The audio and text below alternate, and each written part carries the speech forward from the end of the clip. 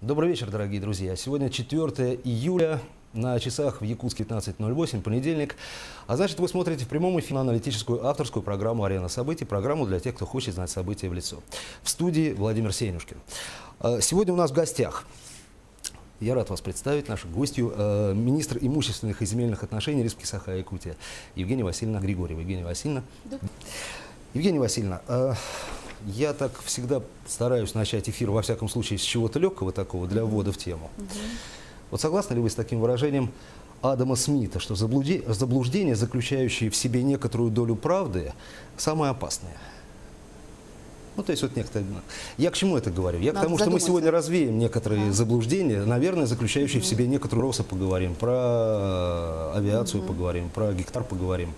Так заблуждения вот на чуть-чуть, которые правдивы, они более опасны? Честно говоря, мне кажется, любые заблуждения не всегда опасны. Если да, хотя бы какая-то доля правды. Хорошо. Ну тогда приступим.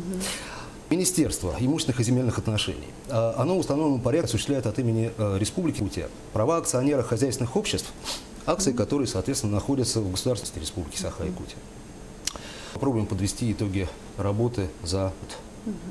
Да, действительно, у нас сейчас закончился год, то есть вот как раз 30 июня на 1 июля у нас некоторый Рубикон. Итоги провели годовые общие собрания акционеров. И на сегодня 47 хозяйственных обществ для участия республики, 35 акционерных обществ, это у нас 10%, то есть контрольный пакет у республики, за год с прибылью 15 обществ. И, вернее, 39 закончили год с прибылью, и 19 приняли решение выплате дивидендов. То есть мы считаем, что решен неплохо. 20 не будут? Ну, разные. В частности, вот в отношении тарифно-регулируемых было принято решение о том, что в связи с отсутствием в тарифах дивидендов было принято решение о том, чтобы не выплачивать дивиденды по ним. По государственным унитарным предприятиям, по 15 унитарным предприятиям, у нас, к сожалению, вот год закончили 4 предприятия. Но в целом, если сравнить завершение 2014 года, да, то 2015 год мы закончили намного лучше. У нас по убыточным 30% по результатам 2014 года, у нас 20%.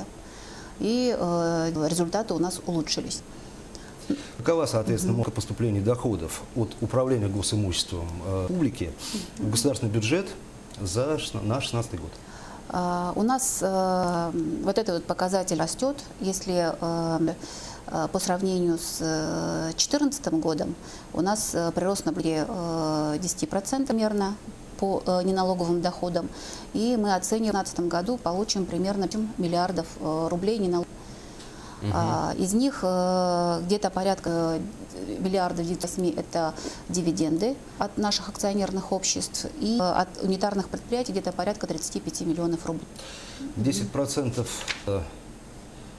но уровень инфляции, согласитесь, да? Это, наверное, и так и положено, да, в любом случае. Во всяком случае, да, во всяком случае не хочу, чтобы ниже было. Ну, уж правда, совершенно, да. Но, наверное, многие субъекты, я так думаю, просто не финансовых показателей. Ну, здесь у нас, как говорится, хорошее то, что в нашей собственности 25% от компании «Алроса», да, и процентов от «Алроса Нюрба», которые, по сути говоря, нам и дали рост дивидендов существенный. А вот кроме этих названных компаний, какие общества с долей участия республики являются крупными плательщиками дивидендов за последние это и акционерное общество, это и аэропорт Якутск, это и компания страховая Терх, да, и наше государственное унитарное предприятие Комдрагмет, которое дает отчисление чистой прибыли из государственных унитарных, это и ГУП-ЖК. Понятно. Давайте плавно перейдем к компании «Алроса», хотя до рекламы остается совсем немножко времени. Но не ошибка, многих интересует вопрос относительно ПЦ. Тема приватизации действительно чувствительна для населения нашей республики, поскольку, уже повторилось, «Алроса» для нас является не только вот в плане того, что процентов у республики собственности, акции собственности наших 8, и «Алрос» является бюджетом с точки зрения, например, даже отчислений от прибыли. Продолжим буквально через пару минут. В эту студию и поговорим о компании «Алрос». Вновь в студии «Арена событий». Я напоминаю, что у нас в гостях сегодня министр имущественных и земельных отношений Республики Саха-Якутия Евгения Григорьева. Евгения Васильевна, давайте продолжим интереснейшую тему – приватизация «Алроса». Уже, наверное, не секрет, то, что все знают, именно пакеты акций Российской Федерации выставлены на продажу. Выбран агент, это Сбербанк КИП. И мы акцентируем внимание, что инвесторов на сегодня действительно подтверждается. И хочу отметить то, что республика не приватизирует акции. То есть это вот ключевой момент, то, что все-таки Российская Федерация принимает меры со своих акций. Вот это прямо надо дать бегущую строку, наверное, внизу экрана, так вот, да, что республика не отдает, собственно говоря, там свой пакет, да? Да, я напомню то, что у нас есть акционерное соглашение, у нас есть закон республики управления и распоряжения акциями Алроса, где как раз-таки говорится общая политика по управлению акциями как республиканскими, теми акциями, которые, еще раз повторюсь, это 8%. Ну вот «Ведомости» от 1 июля газета «Ведомости» пишет, что реальный интерес к бумагам Алроса очень большой, говорит источник «Ведомостей», близкий к... Когда приватизация? В течение ближайших, по-моему, указывалось дней даже, наверное, недель. Опять же, да, из «Ведомостей» о том, что они собираются закрыть эту сделку в июле месяце. В июле. Да. То есть буквально за 4 недели состоятся. И еще раз просто повторим, что республиканскому пакету ничего не грозит. Не только республиканский пакет акций. Муниципальный плюс еще, да. 33%. Еще раз напомню, соглашение, да. 25% и 8%. И 8%, да. И обратите внимание, что и у Российской Федерации по результатам приватизации процента, и у Республики Саха-Якутия тоже. У нас государственная собственность 56%. Да, понятно. Совместно. То есть и муниципально, с собственников. Годовое общее собрание акционеров Алроса прошло совсем недавно. Какие решения приняты? Ну, во-первых, наверное, самое интересное решение о выплате дивиденда. По сравнению, опять же, с 2012 годом компания решение об увеличении выплаты дивиденда более чем на 140%. И мы ожидаем получить в том варианте, это составляет более 15 миллиардов рублей, из которых доля республики это 3,8 миллиарда рублей, и где-то вот по 153, по 154 миллиона для наших улусов. Понятно, да. Понятно. Ну, еще немаловажное решение, то, что был избран состав наблюдательного совета. В состав наблюдательного совета вошли наш Афанасьевич Борисов, председатель Галина Кентьевна от стороны республики, Григория Евгения Васильевна. Министерства, министр. Да, конечно же. И в качестве независимого директора представлена Лемешева Валентина Ивановна. Республике она известный человек, с большим... И директор республиканской инвестиционной компании Петр Вячеславович. То есть 5 представителей. От муниципальных образований был представлен Лукин Василий Тимофеевич, это вот зам Выбелюйского улуса.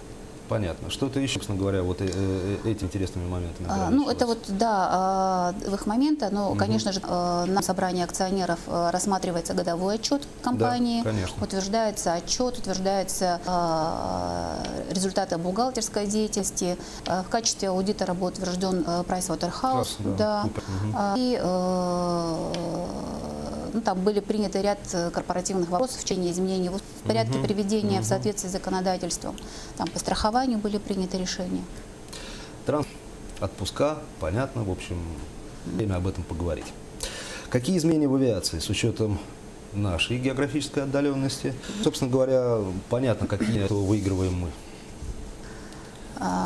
Транспортная сфера у нас актуальна в республике, поскольку территории, как огромные такие расстояния, он до центра достаточно удаленный. Поэтому, конечно же, авиация здесь имеет немаловажное значение.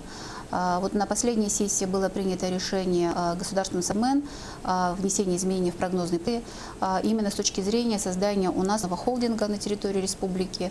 Это в соответствии с концепцией развития авиатранспортного комплекса республики, которым еще в 2010 году было создание этого авиационного холдинга. Мы акции акционерного общества «Полярная авиасеть», уставный капитал авиакомпании «Якутия». Ну, сразу же скажу, что авиакомпания «Якутия» – это наш действительный лидер в сфере авиации, не только с точки зрения выручки, с точки зрения оплаты налогов, с точки зрения количества, но и с точки зрения производительности. Компания входит в двадцатку крупных авиационных компаний на территории Российской Федерации. Это вот тоже укладывается в общих рамках лечения активов, то есть создание круга в целом Российской Федерации. Ну и плюс мы считаем, что Это будет иметь определенный синергетический эффект экономический.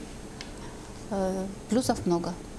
Жителям республики, вот несколько программ тому назад, 2 программы я делал, посвященные туризму, внутреннему, туризму, касающемуся Федерации и Республики, в частности. И мои собеседники считали, что, конечно, в первую очередь нужна поможет ли решению инфраструктурных вопросов слияние 2 компаний? Да, более того, генеральный директор авиакомпании Якутии Ольга Николаевна Федорова, они сейчас рассматривают, сказала о том, что компания рассматривает именно вопросы с точки зрения снижения стоимости авиабилетов внутри республики. Именно исходя за счет экономического эффекта, который будет от создания этого авиационного холдинга.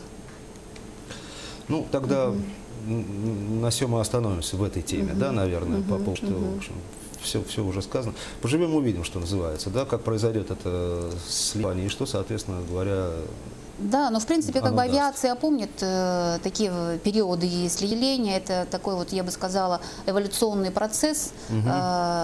Исторически у нас когда-то была единая компания авиационная, потом из экономических условий было разделение. Сейчас опять же наступил период, когда нужно объединиться. Мы должны, как говорится, оперативно реагировать на движение и требования рынка. Да. Уже упоминалось республиканское инвестиционный вопрос. В последнее время в республике ведется крупное строительство. И какая роль в этом принадлежит РИК?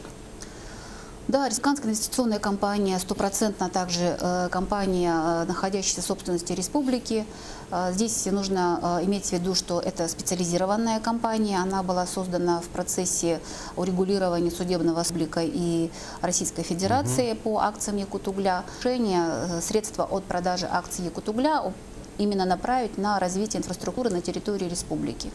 В общей сложности где-то порядка около на сегодня уже вот мировое соглашение по срокам именно почивается этим годом, и компания уже начала процесс передачи построенного, завершенного строительством имущества уже в образовании. А вот сколько всего передано, да, в собственность республики? На сегодня уже где-то порядка 13 миллиардов рублей имущества, то, что мы приняли. Это и объекты энергетики, это и объект дорожной, ну, из крупных это авиационный терминал, аэропорта Якутск, это наши техникумы горно-транспортные в Нижнем Бестяхе, это и многокрупные, которые были связаны с расселением, поэтому здесь много. Объекты газификации тоже.